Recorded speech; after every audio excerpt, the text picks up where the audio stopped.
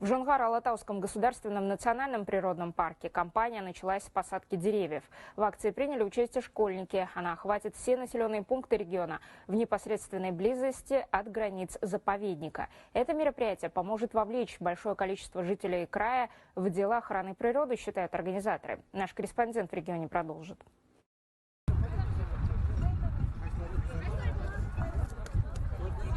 С каждым годом марш парков становится все популярнее. Чтобы поднять уровень экологического воспитания, Жонгар-Алатауский государственный национальный природный парк организовывает различные митинги, акции, фестивали. Все это помогает повысить интерес населения к проблемам сохранения биоразнообразия природы, считают сотрудники заповедника. В этом году по традиции кампания началась с высадки деревьев на территории парка в Саркане. Мы каждый год участвуем в этом акции, чтобы наш город стал еще зеленее, чтобы экология стала еще чище. И мы надеемся, что через несколько лет в этом месте вырастет большой сад.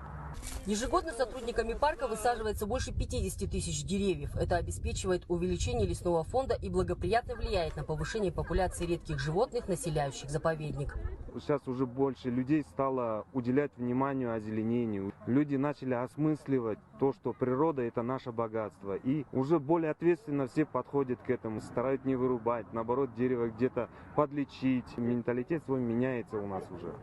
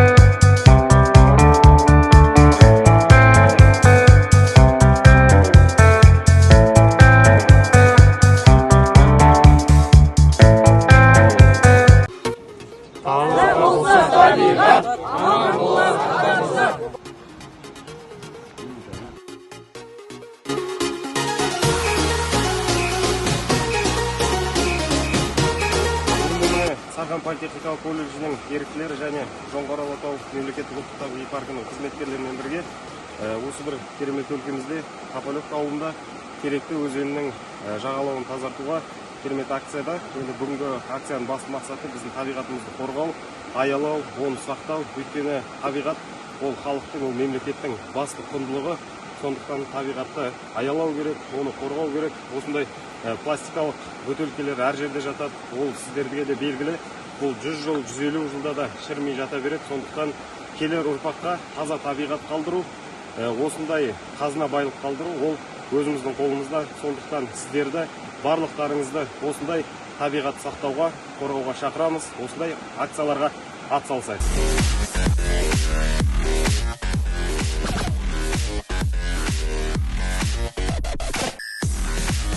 Пластикалық қоқысқа жол жоқ.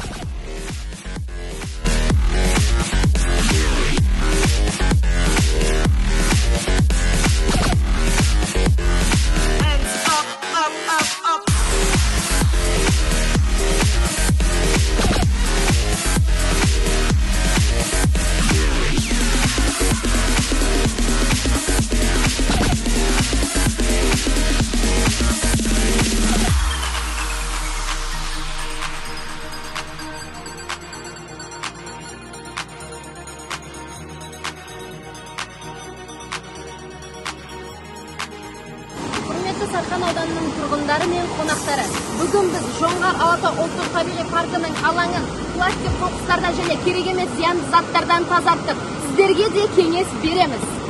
Пластикалық мусорларға, қалдықтарға жол жоқ.